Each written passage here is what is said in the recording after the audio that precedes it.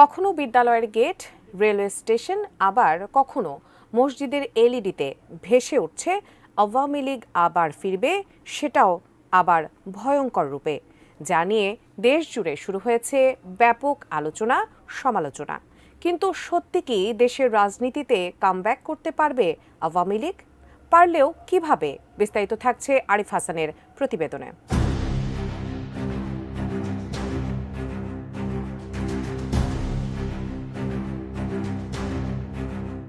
সদ্য বিদায়ী বছরের ২৪ অক্টোবর রাতে বগিলাঞ্চ্যুত হওয়ার ঘটনায় যখন ট্রেনের শিডিউল তছনছ, তখন কমলাপুর রেল স্টেশনের বহির্গমন পথের ডিসপ্লেতে ভেসে ওঠে আওয়ামী লীগ জিন্দাবাদ লেখা। রেল কর্তৃপক্ষের দাবি, কে বা কারা সফটওয়্যারের মাধ্যমে ডিজিটাল বোর্ডের সিস্টেম হ্যাক করে এই লেখা ইনস্টল করেছে।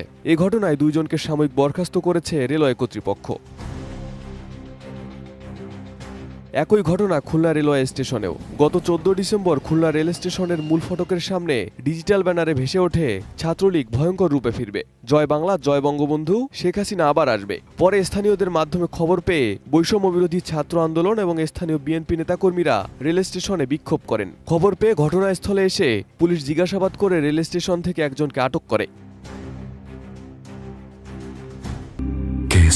শেকড় থেকে শিখরে এমন কর্মকাণ্ডে বাদ যায়নি মসজিদও। গত ৩০ ডিসেম্বর দুপুরে ফেনী কেন্দ্রীয় বড় মসজিদের নামাজের সময়সূচির ডিজিটাল স্ক্রিনে প্রদর্শিত হয় আওয়ামী লীগ আবার ফিরবে, জয় বাংলা। এ ঘটনায় স্থানীয়রা তাৎক্ষণিকভাবে একজন অপারেটরকে আটক করে পুলিশের হাতে তুলে দেয়। এ ঘটনায় ফেনীর সব মসজিদ, মাদ্রাসা, বিদ্যালয় ও বিপণী বিতানে স্থাপিত ডিজিটাল বিজ্ঞাপনী বিলবোর্ড সাময়িকভাবে বন্ধ রাখার নির্দেশ দেন ফেনীর জেলা প্রশাসক।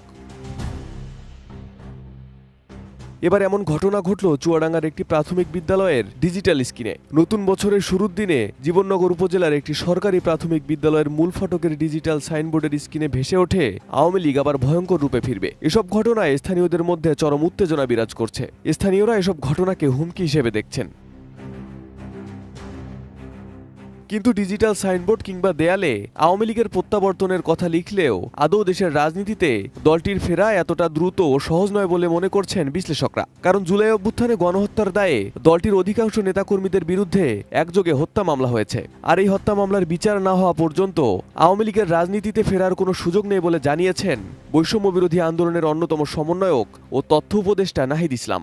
এই যে হত্যাযজ্ঞ হয়েছে এবং গত ১৫-১৬ বছরের যে দুর্নীতি, দুঃশাসন, লুটপাট এবং ভোটাধিকার হরণ, এর জন্য অবশ্যই আওয়ামী লীগকে বিচারের কাঠগড়ায় দাঁড়া করাতে হবে, যেটার কার্যক্রম শুরু হয়েছে।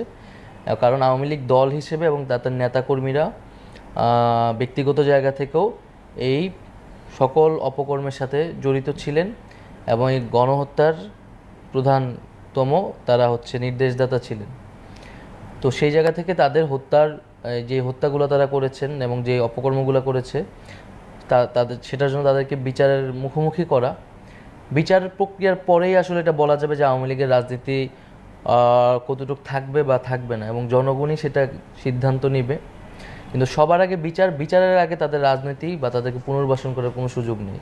জুলাইয়ের তীব্র আন্দোলনের মুখে গত ৫ আগস্ট দেশ ছেড়ে ভারতে আশ্রয় নিয়েছেন ক্ষমতাচ্যুত শেখ হাসিনা। এরপর একযোগে গা ঢাকা দিয়েছেন দলটির অধিকাংশ নেতাকর্মীরা। কিছু নেতাকর্মী গ্রেপ্তার হলেও বেশিরভাগই রয়েছেন এখনো আত্মগোপনে। বাংলাদেশের রাজনৈতিক ইতিহাসে কোনো দলের নেতাকর্মীদের একযোগে গা ঢাকা দেওয়ার ঘটনা এবারই প্রথম। Arif Hasan, ATN news.